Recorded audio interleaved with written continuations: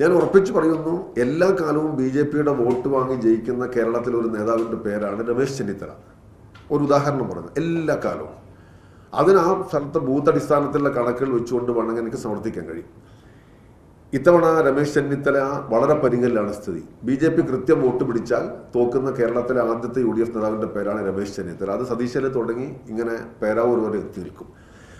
LDF സമം വികസനം, UDF സമം വിവാദം എന്നുള്ള നിലയിലേക്ക് ഇപ്പോൾ ഒരു കാര്യങ്ങൾ മാറിയിരിക്കുകയാണ്. എന്തടിസ്ഥാനത്തിലാണ് ഈ ദേശീയ നിലവാരത്തിൽ പ്രവർത്തിക്കുന്ന നേതാക്കന്മാർ കുറച്ചും കൂടെ നിലവാരം ഉണ്ടാവുന്നതാണല്ലോ നമ്മൾ പ്രതീക്ഷിക്കുന്നത്. നമ്മളൊരു ഒരു ഒരു മാങ്കൂട്ടത്തിൽ നിലവാരമല്ല രാഹുൽ ഗാന്ധിയിൽ നിന്ന് പ്രതീക്ഷിക്കുന്നത്. അങ്ങനെ ഒരാൾ വന്നിട്ട് എങ്ങനെയാണ് ഒരു ഒരു ഒരു തെളിവുമില്ലാതെ അല്ലെങ്കിൽ ഒരു മര്യാദയും മയവുമില്ലാതെ ഈ സംഘപരിവാർ ബന്ധം ആരോപിക്കുന്നത് എന്നത് വളരെ വളരെ ഒരു അപഹാസ്യമായിരിക്കുന്ന കാര്യമാണ്. നിയമസഭാ തെരഞ്ഞെടുപ്പ് നടക്കുന്നതിന് ഒരാഴ്ച മാത്രം ബാക്കി നിൽക്കുന്ന ഒരു സന്ദർഭത്തിലാണ് നമ്മളിവിടെ കൂടുന്നത്. ഞങ്ങളെല്ലാം പ്രതീക്ഷയ്ക്ക് വിപരീതമായി തെരഞ്ഞെടുപ്പ് എത്തിയത് വളരെ നേരത്തെയാണ്. പക്ഷേ അതിൻ്റെ പ്രയാസങ്ങളൊന്നും ഇല്ലാതെ പ്രചാരണ പ്രവർത്തനങ്ങൾ വളരെ ഗംഭീരമായി നടത്തുന്നതിന് ഇടതുപക്ഷ ജനാധിപത്യ മുന്നണിക്ക് സാധിക്കുന്നുണ്ട്.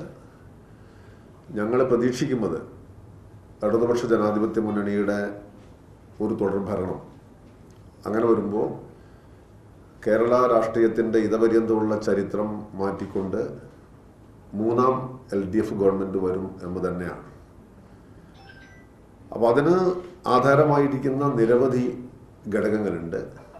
പലതും LDF-ൻ്റെ തന്നെ മറ്റ് നേതാക്കന്മാർ വിശദീകരിച്ചതാണ് എന്നതുകൊണ്ട് ഞാൻ അതിലേക്ക് കടക്കുന്നില്ല. UDF-ന് സ്വാധീനമുള്ള നിയമസഭാ മണ്ഡലങ്ങളിൽ പോലും ഇടതുപക്ഷ ജനാധിപത്യ മുന്നണിയുടെ ശക്തരായ ജനപ്രതിനിധികളാണ് എന്നത് അധികം ആളുകൾ ശ്രദ്ധിക്കാത്തൊരു ഘടകമാണ്. സാങ്കേതിക അർത്ഥത്തിൽ UDF-ന് ഭൂരിപക്ഷമുള്ള മണ്ഡലങ്ങൾ പോലും ഏത് രാഷ്ട്രീയ സാഹചര്യത്തിലും വിജയിക്കാൻ കഴിയുന്ന ശക്തരായ ജനപ്രതിനിധികൾ കൂടി മറ്റ് ഘടകങ്ങൾക്കൊപ്പം LDF-ൻ്റെ വലിയൊരു കരുത്താണ്. അപ്പം അങ്ങനെ പല ഘടകങ്ങളെ അടിസ്ഥാനപ്പെടുത്തി LDF-ൻ്റെ ഗവൺമെൻറ്, മുന്നണി ഗവൺമെൻറ് തുടരുമെന്നാണ് ഇന്നത്തെ ഒരു രാഷ്ട്രീയ സാഹചര്യം എന്ന് പറയുന്നത്. അപ്പം അതിനെ മാറ്റിമറിക്കുന്നതിന് വേണ്ടിയുള്ള വളരെ ആസൂത്രിതങ്ങളായ നുണപ്രചാരണങ്ങൾ നടക്കുന്നു എന്നതാണ് തെരഞ്ഞെടുപ്പ് രംഗത്തെ ലേറ്റസ്റ്റ് ആയിരിക്കുന്ന ഒരു പ്രവണത എന്ന് പറയുന്നത്. ഇപ്പോൾ LDF-ന് UDF-ൻ്റെയും ഭരണം കേരളം കണ്ടതാണ്. LDF ഗവൺമെൻറ് എന്ത് ചെയ്തു എന്നതിനെ സംബന്ധിച്ച് ജനങ്ങളുടെ മുമ്പിലുണ്ട്. UDF-ൻ്റെ കാലം എങ്ങനെയായിരുന്നു എന്നതിനെ സംബന്ധിച്ച് ജനങ്ങളുടെ മുമ്പിലുണ്ട്. BJP ഇവിടെ ഭരിച്ചില്ലെങ്കിലും അവർ ഭരിച്ച പഞ്ചായത്തുകളിൽ എങ്ങനെയാണ് സാഹചര്യം ഉണ്ടായിരുന്നതെന്ന് നമുക്കറിയാം. മറ്റ് സംസ്ഥാനങ്ങളിൽ എങ്ങനെയാണ് അവർ ഭരിച്ചുകൊണ്ടിരിക്കുന്നത് നമുക്കറിയാം. അതുകൊണ്ട് ഈ രാഷ്ട്രീയ പാർട്ടികളെല്ലാം തന്നെ പരീക്ഷിക്കപ്പെട്ടതാണ്.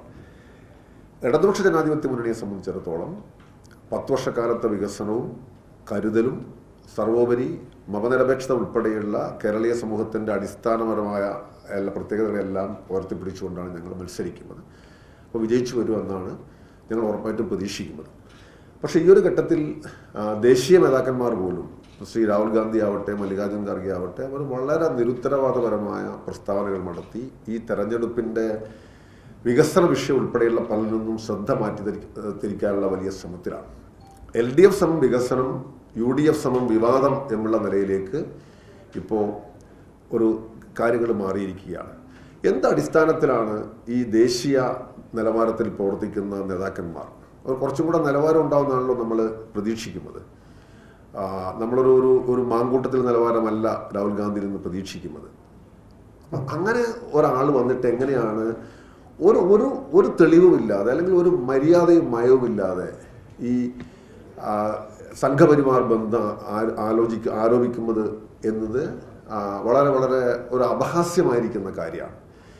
നമ്മുടെ ഈ നേതാക്കന്മാർ കൂടുതൽ സ്ഥാനങ്ങളിൽ എത്തുന്തോറും കാണിക്കേണ്ടത് ആ ഇരിക്കുന്ന സ്ഥാനത്തോടുള്ള ഒരു ഔന്നത്യം, ആ പദവിയെ നമ്മൾ മാനിക്കണം. രണ്ടാമത് അവർ കുറെ കൂടി ശ്രദ്ധാപൂർവം പ്രസ്താവനകൾ നടത്തണം എന്നുള്ളതാണ്. അവനർത്ഥം താഴെയുള്ള നേതാക്കന്മാർക്ക് അത് വേണ്ട എന്നുള്ളതല്ല, പക്ഷെ അവരെയും കൂടെ കറക്റ്റ് ചെയ്യേണ്ട ആളുകളാണ്. അപ്പോൾ ഇങ്ങനെ ഒരു എന്താണ്, ഇരിക്കുന്ന കൊമ്പ് തന്നെ മുറിക്കുന്ന നിലയിലുള്ള പ്രസ്താവനകളാണ് കുറച്ച് ദിവസങ്ങളായി രാഹുൽ ഗാന്ധി കേരളത്തിൽ വരുമ്പോൾ നടത്തിക്കൊണ്ടിരിക്കുന്നത്. ഇന്ന് കണ്ണൂരിലും അതുണ്ടായി. ഇത് ഈ കേരളത്തിലെത്തുമ്പോൾ ഒരു പ്രത്യേക സിൻഡ്രോമിന് അടിപ്പെട്ടിരിക്കുകയാണ് ഇവർ. അതെന്ന് പറയുന്നത് ഇടതുപക്ഷ വിരോധം കൊണ്ട് മാത്രമാണ്, മറ്റ് യാതൊരു അടിസ്ഥാനവും അതിനില്ല. അതോടൊപ്പം തന്നെ സഹപ്രവർത്തകരായിരിക്കുന്ന കുറേ സ്വാർത്ഥമതികളുടെ താല്പര്യത്തിന് വേണ്ടി കൂടിയാണ് ഇത് പറഞ്ഞുകൊണ്ടിരിക്കുന്നത്. എന്തെങ്കിലും തരത്തിലുള്ള തെളിവ് അവരുടെ കയ്യിലുണ്ടോ?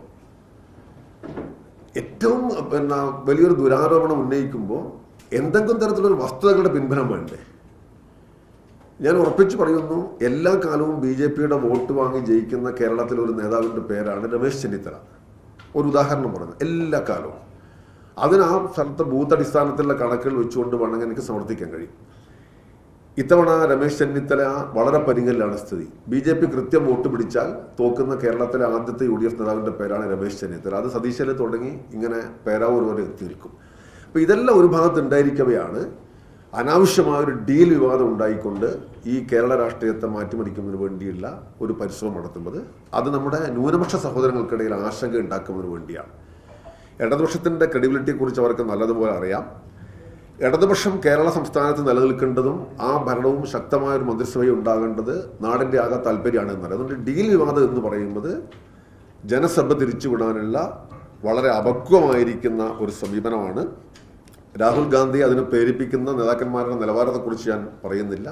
പക്ഷേ ഒരു മാങ്കൂട്ടം നിലവാരം സത്യസന്ധയെങ്കിലും ഈ കാര്യത്തിനകത്ത് അവർ കാണിക്കണമെന്നാണ് ഞങ്ങൾക്ക് ഈ ഘട്ടത്തിൽ പറയാനുള്ളത്.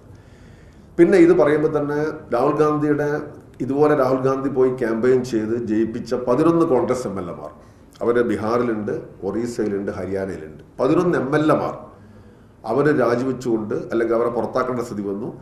അവർ NDAക്ക് ക്രോസ് വോട്ട് ചെയ്യുന്ന അല്ലെങ്കിൽ രാജ്യസഭാ തെരഞ്ഞെടുപ്പിന് വോട്ടിംഗ് നിന്ന് അബ്സ്റ്റെയിൻ ചെയ്യുന്ന സ്ഥിതി നമ്മൾ കണ്ടു. മാർച്ച് 16-17 തീയതികളിലൊക്കെ ആയിരുന്നു അത്. ഇതേ രാഹുൽ ഗാന്ധി പോയി ഇങ്ങനെ വാദോരാതെ പ്രസംഗിച്ച് ഒരു ചർച്ച ഉണ്ടാക്കിയ ആളുകളാണ്. 3 സംസ്ഥാനങ്ങളിലായിട്ട് 11 MLA-മാരാണ്. അവരിപ്പോൾ ഒറീസ അവർ പുറത്താക്കിയെന്ന് പറഞ്ഞു.